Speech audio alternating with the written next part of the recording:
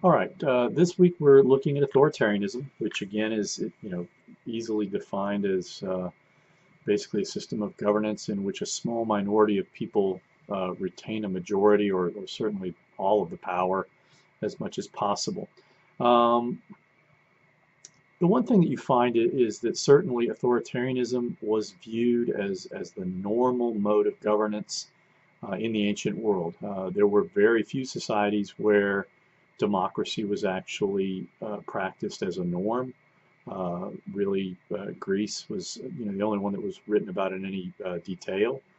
Um, and so you really get the sense that authoritarianism was a pretty commonplace thing prior to, the emergence of modernity, if you will. Um, there are modern justifications as well as religious, justifications for authoritarianism. Certainly, Hobbes provides one of the more interesting approaches to justifying an authoritarian system of governance. His argument is that basically, left to their own devices, people are bad and people are self-interested and selfish and will tend to knock one another on the head and take their stuff. And that if you don't have someone who is sufficiently strong to overawe the rest, that you will basically have a war of all against all. Now, his argument for that was really not that popular with the monarchists of of that day, because they continued to believe in kind of that the religious justification, that the idea of divine right was the most secure way for them to persist in sustaining an authoritarian system of government. So why is authoritarianism an attractive system of government? Well, typically it's attractive to certain kinds of people. And usually it's folks that have been subjected to a tremendous amount of violence and uncertainty and political instability.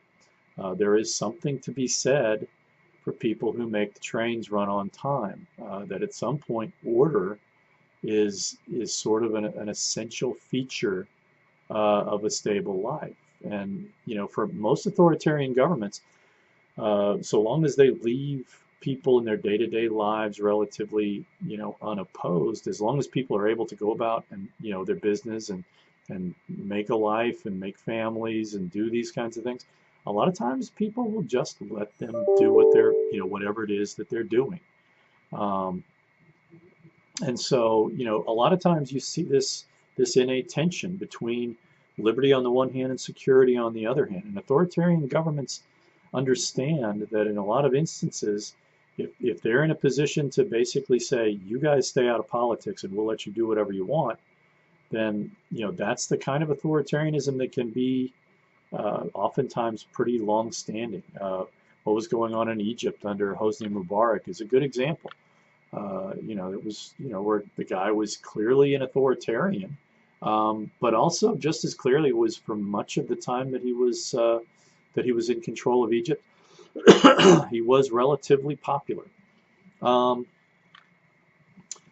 so I think in the text they talk about some contemporary authoritarian societies: Saudi Arabia, North Korea, and China. Each are distinctively, authoritarian in particular ways. Saudi Arabia has constructed a really very conservative religious, framework for their justification for the rule by the House of Saud. They do have a religious police force.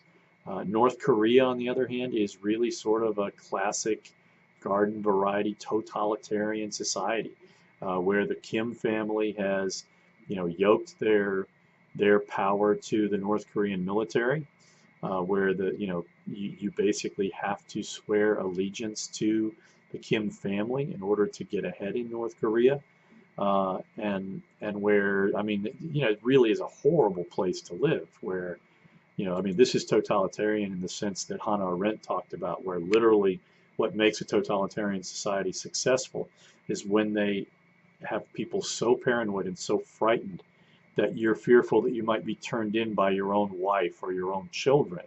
to the political police forces.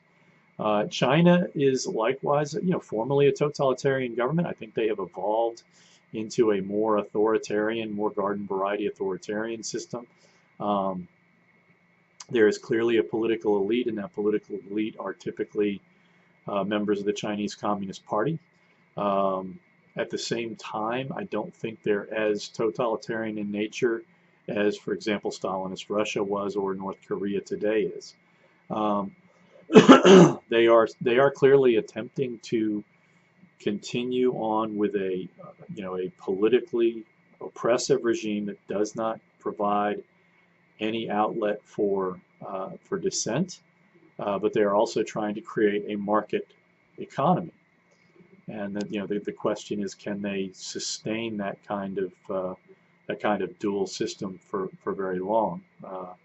I suspect that if they don't continue to create significant economic growth, that's going to begin to become more problematical.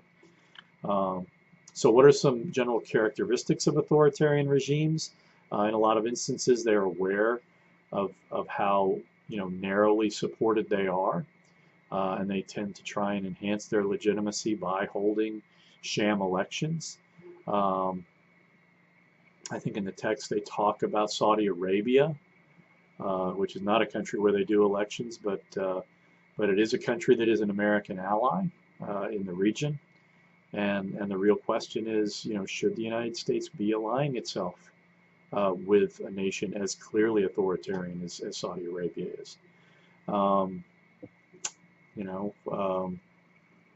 think when you look at, for example, the Arab Spring and the changes that it brought to the fore, I think you're seeing, even in relatively oppressive countries, that social media is creating avenues for political dissent that authoritarian regimes are not necessarily always well situated to stop. China, on the other hand, has been very effective at using social media and facial recognition technology to clamp down even harder. They may be moving back in a more totalitarian direction now that I think of it. So when you look at authoritarian governments, the one thing you always have to remember is, we look at it through American eyes, and our tendency is to say, well, how could anyone want to live in that sort of a situation? You first of all have to always recognize that every regime, regardless of how oppressive, they always have a constituency. In Iraq, when Saddam Hussein was in power, he gave a tremendous amount of benefits to the Sunnis, who were only about a fifth of the total population of the country. And frankly, the tribal group that Saddam belonged to really fared well. That group is located around Tikrit in northeastern Iraq.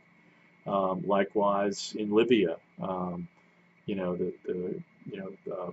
Gaddafi lavished tremendous amounts of benefits on that tribal group from which he emanated.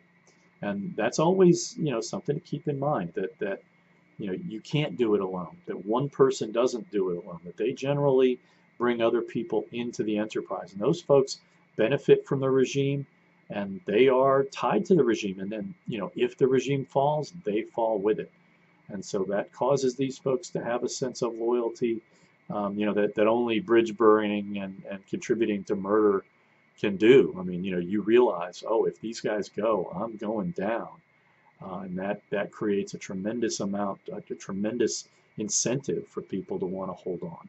So I think there's a lot to talk about this week, and I hope we have a great forum.